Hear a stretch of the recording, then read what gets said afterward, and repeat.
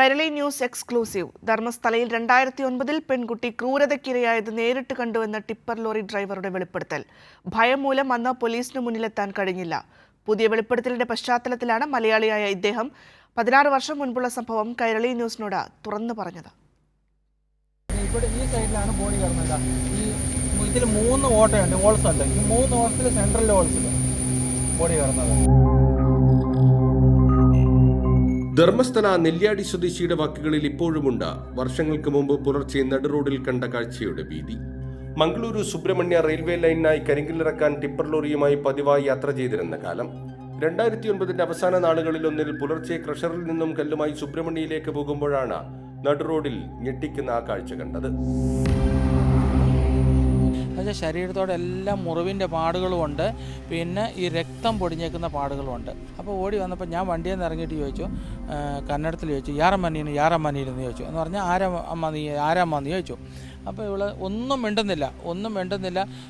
ഒരുപാട് മദ്യം അടിച്ച് ലക്കുകെട്ട് ലെവലിൽ എൻ്റെ വണ്ടീൻ്റെ ബാക്ക് സൈഡിൽ കൂടെ ആയിട്ട് എൻ്റെ ഇടതുവശത്തോട്ട് ഓടിയിട്ടാകുമ്പോൾ ഫ്രണ്ടിൽ നിന്ന് ഒരു ഇൻഡിക്ക മഞ്ഞ കളറിൻ്റെ കാറിൽ 4 ആൺകുട്ടികൾ വന്നു. എന്ന് പറഞ്ഞാൽ ഇവർ വെള്ള മുണ്ടും വെള്ള ശാലും ഇട്ടേക്കുന്നത്, ഷർട്ട് ഇട്ടിട്ടില്ല.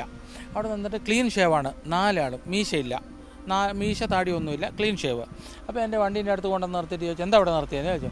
ഞാൻ പറഞ്ഞു, അണ്ണ ഒരു പെൺകുട്ടി ഇങ്ങോട്ട് ഓടിയെന്ന് പറഞ്ഞു. അപ്പോൾ ഒരു ചേർ സൈഡിലോട്ട് ഓടിയത്. അപ്പോൾ എൻ്റെ വണ്ടീൻ്റെ ലെഫ്റ്റ് സൈഡിൽ ഉള്ളിലോട്ടാണ് പെൺകുട്ടി ഓടിയത്. ഞാൻ അന്നേരം പറഞ്ഞു, റൈറ്റ് സൈഡിൽ ഉള്ളിലോട്ട് ഓടിയെന്ന് പറഞ്ഞു. അപ്പോൾ ഇവർ പറഞ്ഞു, അവളെ വിടരുത്, അവളെ പിടിച്ചോ എന്നും പറഞ്ഞ് അങ്ങോട്ട് ഓടാമെന്നും പറഞ്ഞ് ഇവർ ഈ ഇടതുവശത്തോട്ട് ഓടി. 3 ദിവസം കഴിഞ്ഞ് സംഭവം നടന്ന സ്ഥലത്ത് നിന്ന് 1/2 കിലോമീറ്റർ മാറിയുള്ള പുതുബെട്ടിലെ തോട്ടിൽ പെൺകുട്ടിയുടെ മൃതദേഹം അഴുകി തിരിച്ചറിയാനാവാത്ത വിധം പൊങ്ങി. ഈ സമയം അതുവഴി കടന്നുപോയപ്പോൾ മൃതദേഹം കണ്ടിരുന്നെങ്കിലും ഭയം കൊണ്ട് പോലീസിന് മൊഴി നൽകിയില്ല. സ്വന്തം വീട്ടുകാരോട് ഇക്കാര്യം അന്ന് തന്നെ തുറന്നു പറഞ്ഞിരുന്നു. പുതിയ വെളിപ്പെടുത്തലിന്റെ പശ്ചാത്തലത്തിലാണ് കാര്യങ്ങൾ തുറന്നു പറയുന്നത്. അന്വേഷണം വന്നാൽ ഏത് കോടതിയിലും ഇക്കാര്യം മൊഴിയായി നൽകാൻ തയ്യാറാണെന്നും ഇദ്ദേഹം പറയുന്നു. ഈ പാലത്തിന് തൊട്ടു താഴെ നിന്നും പെൺകുട്ടിയുടെ മൃതദേഹം കണ്ടെത്തിയെന്ന വെളിപ്പെടുത്തലാണ് വരുന്നത്.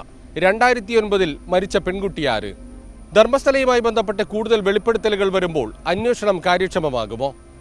ദുരൂഹതകൾ നീങ്ങുമോ? ഈ ചോദ്യമാണ് ഉയരുന്നത്. ധർമ്മസ്ഥലയിൽ നിന്നും ക്യാമറാമാൻ ഷൈജു പിലാത്രയോടൊപ്പം സിജു കണ്ണൻ.